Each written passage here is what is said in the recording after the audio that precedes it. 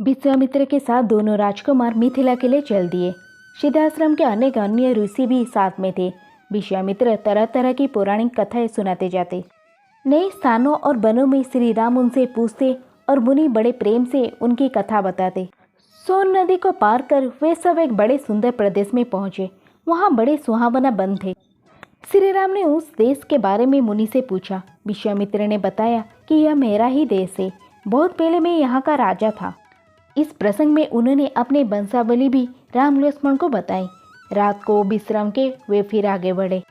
विश्वामित्र ने गंगा की उत्पत्ति, पार्वती की कथा और स्वामी कार्तिकेय के जन्म की कहानी राम लक्ष्मण को मार्ग में सुनाई। जब वे मिथिला के निकट पहुंचे तो नगर के बाहर उन्हें एक सुना सुना सा आश्रम दिखाई पड़ा। श्री राम ने उसके विषय में जानना चाहा। ऋषि बोले, किसी समय ये गौतम मुनि का आश्रम था। जब वे अपनी पत्नी अहल्या के साथ यहाँ रहते थे तब इसकी शोभा अद्भुत थी।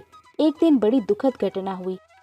एक रात को सवेरा हो जाने के भ्रम में जब गौतम ऋषि गंगा स्नान को गए तो ऋषि के भेष में इंद्र आश्रम में घुस आया। जब वे आश्रम से निकल रहा था उसी समय महर्षि गौतम आ पहुंचे। इंद्र को देखकर उन्हें क्रोध आ गया। उसे कठोर श्राप दिया। उन्होंने अहल्या का भी त्याग कर दिया। अब वह पत्थर की मूर्ति की तरह रहती है। मन में राम राम कहती हुई दिन काट रही है। ये कथा सुनकर राम को अहल्या पर दया आई। राम ने बढ़कर ऋषि पत्नी के पैर छुए। राम का स्पर्श पाते ही अहल्या श्राप मुक्त हो गई। वो पहले की तरह सुंदर भी हो गई। गौतम ऋषि ने भी अहल्या को सहस्र स्वीकार कर लिया। इस घटना से राम का यश और फैल गया। राजा जनक को विश्वामित्र के आने का समाचार मिला। वे सतानंद तथा अन्य ऋषियों को लेकर स्वागत करने के लिए नगर के बाहर आए। आते ही उन्होंने मुनि को आदर के साथ प्रणाम किया और कुशल समाचार पूछा। जब उनकी दृष्टि राम लक्ष्मण की ओर गई तब राजा जनक की आंखें खुली की खुली रह गई। उन्होंने विश्वामित्र जी से पूछा, ये सुंदर बालक कौन है? किसी राजकुल के भूषण है अथवा साक्षात भगवान ही है? मेरा सहज विरागी मन भी इन्हें देखकर इनकी ओर खींचा चला जा रहा है। विश्वामित्र ने कहा, महाराज आपका कहना ठीक ही है। ये कौशल नरेश महाराज दशरथ के पुत्र है।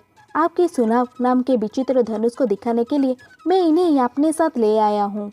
पुत्री सीता के विवाह के संबंध में जो आपने प्रण किया है उसे मैं सुना चुका हूँ।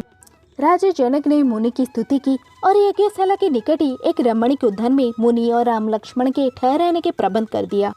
तो ही क्षण नाम मध्य धनु तोरा, भरे भुवन धुरी घोर कठोरा। अगले दिन गुरु विश्वामित्र के साथ राम लक्ष्मण यज्ञशाला में गए। राजा ने उन्हें एक उच्च आसन पर बिठाया। विश्वामित्र ऋषि ने जब फिर धनुष की बात छेड़ी तब जनक ने सेवकों को बुलाकर धनुष ले आने की आज्ञा दी। ये धनुष लोहे के 8 पहियों वाले एक बड़े संदूक में रखा था। उसे खींचकर जब सेवक ले आए तब राजा जनक बोले, मुनिवर ये शंकर जी का धनुष है।